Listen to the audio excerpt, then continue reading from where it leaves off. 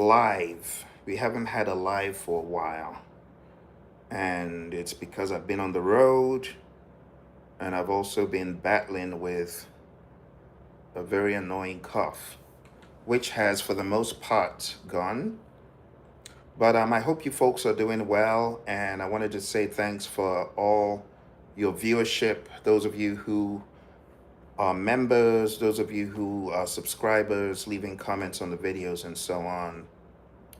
I'd really like to know from you what more you would like to see on the channel, because for now, I've been doing a lot of features of keyboards. I've been doing a little bit of coaching on music theory here and there, but I would love to know more about what you're looking to learn in your music, whatever you're looking to perfect. If you can share some ideas, that would be really great.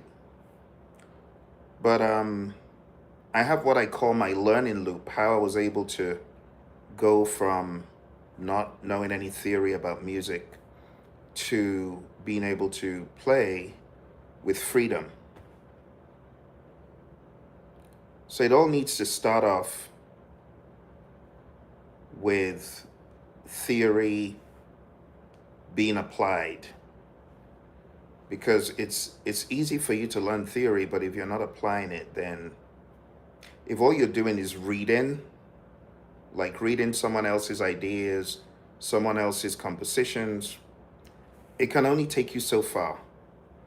If you really want to get into more spur of the moment playing with a band, I would suggest actually learning the theory. It's not enough to read. A lot of people who know how to read, but they don't understand the theory. They don't understand how a major scale came to be. They don't understand how the chords, majors, minors, major 7, minor 7, ninth, 11th, 13th, minus 7, minus 5, and so on. They don't understand that. I would suggest beginning to apply major chords to simple songs and asking why.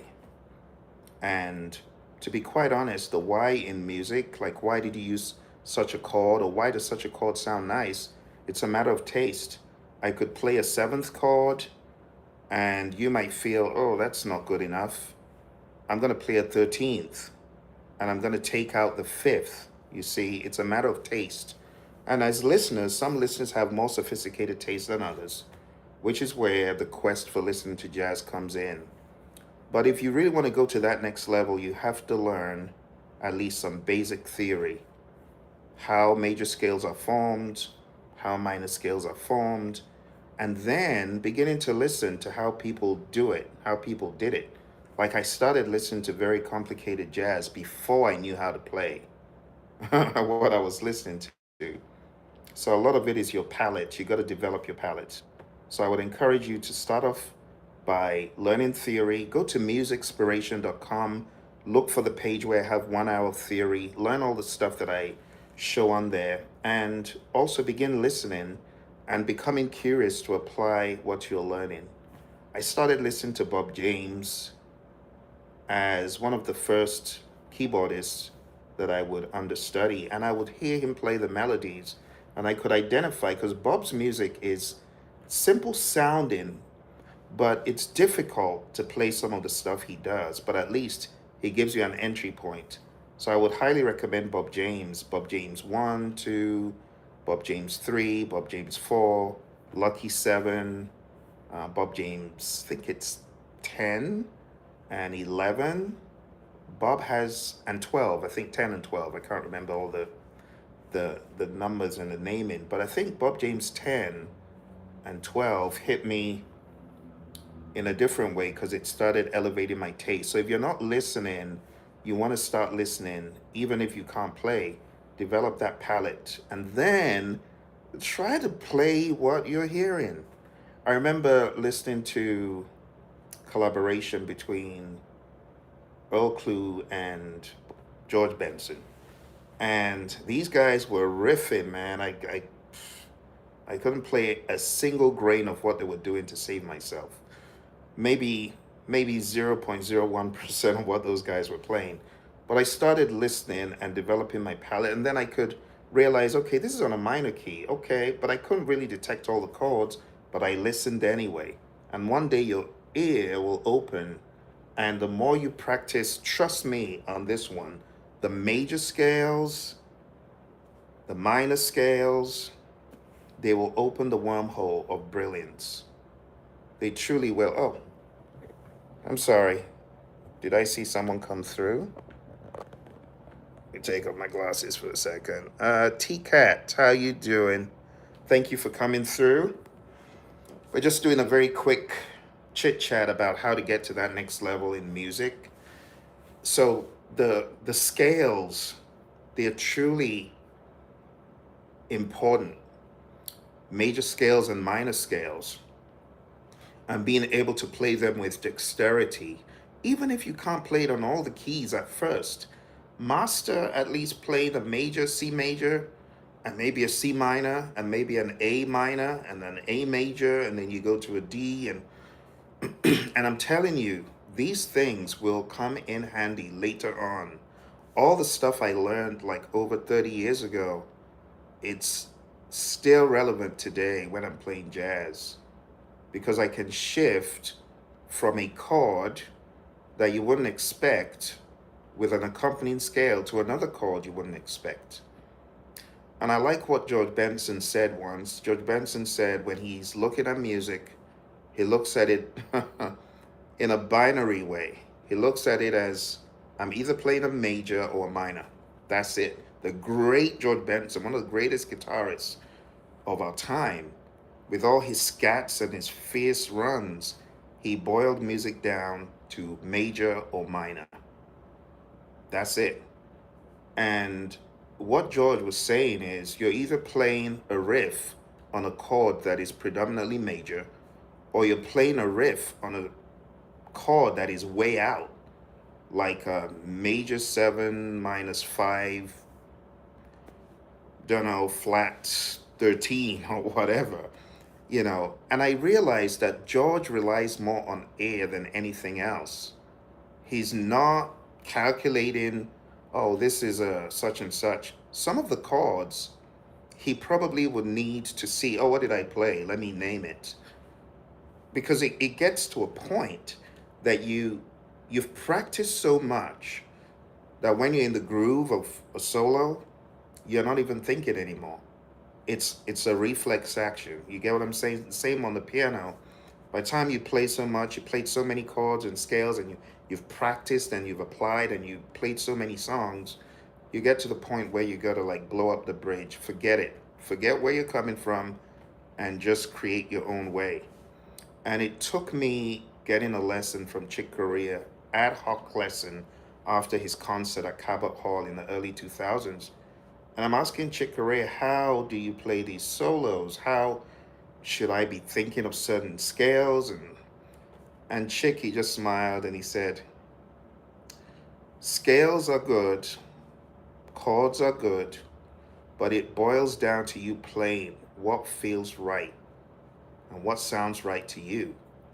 And it took a while for me to realize that what may sound good to me 20 years ago may not sound that great to me 20 years later, because you got to grow in the trajectory. And the more you grow, the more you're able to play what sounds amazing in a timeless fashion. But it takes growth and constant practice. So there's some solos I'd listened to what I played in the 90s. I was just coming up. Nothing to write home about. But then I listen to some things that I play more recently, and I'm like, okay, it's beginning to sound a little bit more like what I would have liked even back then. So, my friends, the key to getting great in your music is practice.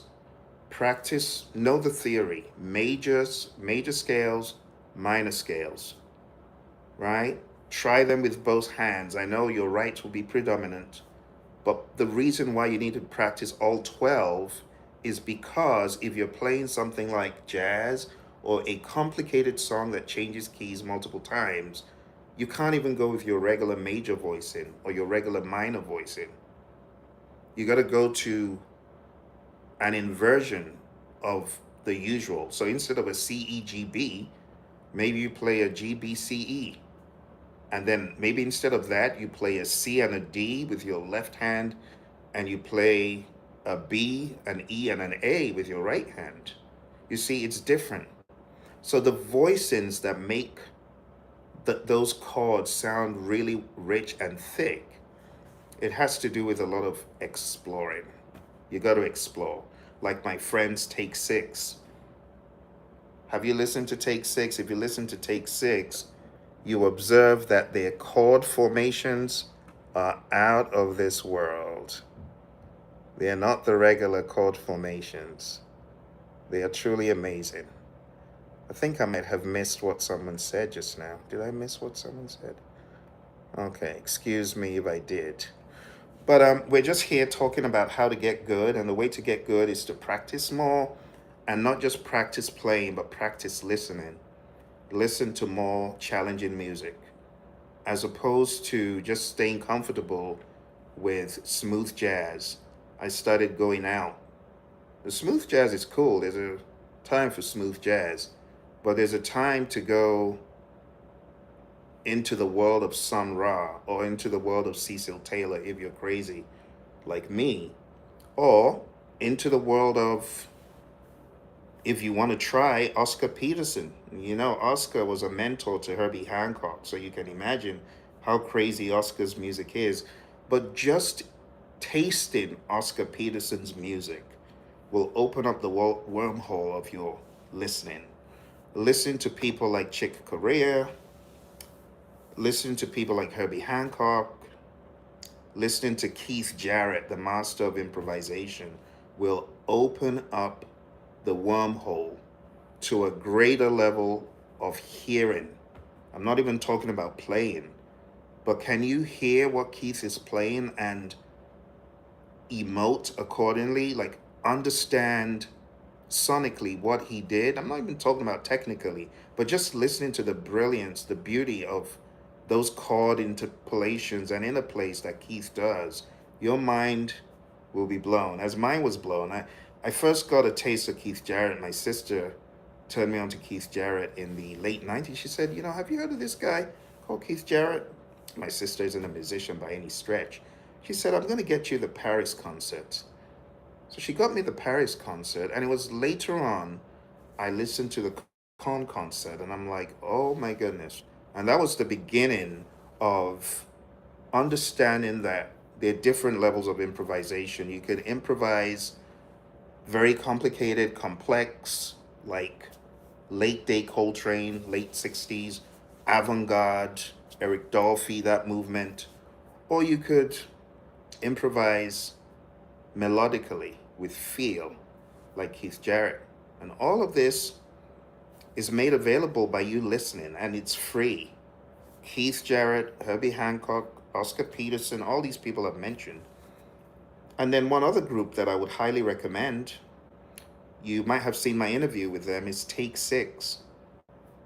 That's my favorite group in the entire world. I mean, they're a vocal group, but they incorporate a lot of instruments. But when you hear their harmonic choices, the great Mark Kibble, Cedric Dent, another arranger, Mervyn Warren, Claude McKnight, those guys, David Thomas, right? Joey. When you listen to that group, you can appreciate harmony a lot more. A lot more. So my recommendation would be to start listening more and start trying to play what you listen to. And then you will discover even wider possibilities in chords. Because there's some chords you will never see in a book. You know, there's a chord voicing that I've not seen in a book, that as a result of me experimenting, I discovered a chord voicing, C, G, D. So it's a 1, a 5, and a 9 on this hand, on the left hand. And it's a 7 and a 3 and a 7 on this hand. And if you can move those chromatically up and down, it gives some mind-blowing sounds that you can take And because you understand relative minors, you can play this voicing in an emergency to give a very dense, thick feel. And then there are allotropes of it. Another one I use, I could hold a 1, a 5, and a 9. And if I'm on a minor of like C of the 1, I could hold a 4, a flat 7, and a flat 3. And I can move those. And there's so many of those chordal formations that you find by just playing around, and then you lock in, and then you learn it on all the keys, as many keys as possible. And even if you just knew it on 1/3 of the 12 keys in music, it can add a lot of flavor to your playing. So for you, my fellow musicians, pianists, I want to give you the challenge of playing your left hand, all the chords, at least major, minor, major 7, minor 7, with your left hand. And then begin to play an improvised melody with your right. That would be another challenge I give you. And I cover all of this on my Fearless Piano series. But then again, you got to listen, and then you got to get the feel. It's an attitude. I really like what the great Laboriel said, Abraham Laboriel. He said, practice and then forget everything that you practiced, and then just improvise based on what is inside. And it's a great philosophy, because practicing is good, but when it becomes time to play, you should have practiced enough to forget trying to remember, and it's coming out like you're speaking. Like when you're speaking, you're not looking at a dictionary trying to look for every word or trying to cram a sequence of words, are you? No, you're not. What you're doing is just improvising. Like this talk I'm having with you right now, that's improvising, right? A very famous bassist once said, music is like talking. And to learn how to speak, you do not cram words. You just stay around people who are able to speak at a higher level than you. And I think music is the same way, and I'm talking about Victor Wooten. Victor Wooten, he said, when you grow up learning to speak, no one says, all right, here's a string of words. Use this when you want to say X or Y. No, when you're a native speaker, because you're around your parents and your older siblings and your cousins and whoever, your teachers, you just learn. And some people, they get really good with words. It's the same way in music. So while there is structure in learning scales and chords and stuff, I also want you to think about just speaking, just playing with other musicians and having a jam session. And that's how I learned. I played with musicians who were far above my belt grade. I was playing with black belts and I was barely a white belt.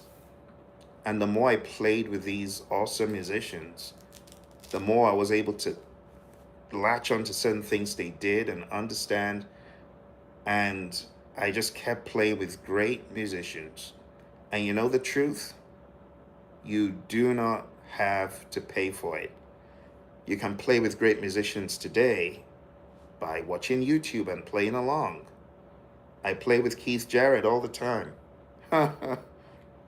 Chick, Herbie. I turn on a video with them playing. I'm like, what did they just do there? What did they do? Something else that I would recommend is go to MUSICSPIRATION.com. It's a portal that I've made for musicians, whether you create traditionally or you use, means such as artificial intelligence. My website, this one, MUSICSPIRATION.com, this is going to help you master your craft, whether you create with, artificial intelligence or you're just a traditional musician. So in this section, I have music fundamentals. You see that? I have a music fundamentals video that will teach you a lot. And I also have, believe it or not, I have a virtual keyboard, virtual arranger keyboard, because I wanted to democratize music. So I made this arranger keyboard to help people who want to learn so they can have fun. Hear that?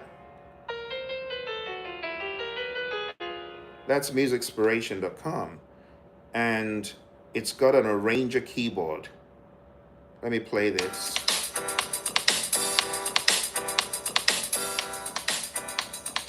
That's a full arranger keyboard. If you open it up on a computer, you can actually jam on it. You get what I'm saying? You can jam on it. So go to MUSICSPIRATION.com, like inspiration, MUSICSPIRATION.com. And when you get there, there's something else I want you to do. When you get to MUSICSPIRATION.com, I want you to watch my music theory video. And then I want you to check out my keyboard that I just showed you. And I want you to use the Phil's Jukebox. See, there's a place, this orange button here, this orange button, that's Phil's Jukebox. Now, if you press it, it is going to play you some amazing background music that you can jam to. And I created this especially for those of you who are learning music. So let me play some of my big band jazz on C minor. Listen to this. I created this.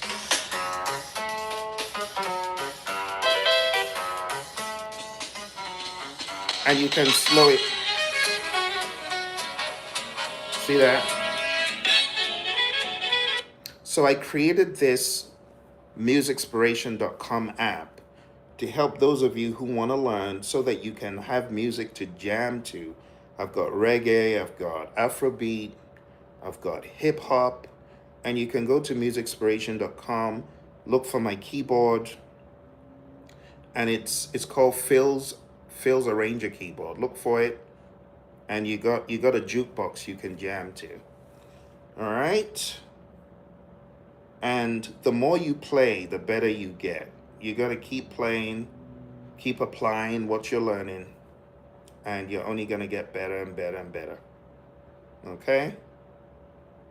All right. Well, that is all I have for today. I want to thank those of you who came through for chilling with me. This will be available even after the session.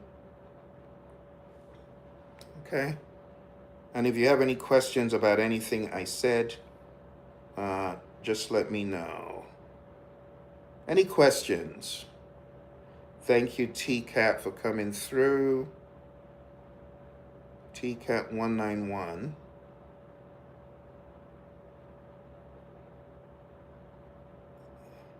Thank you. All right.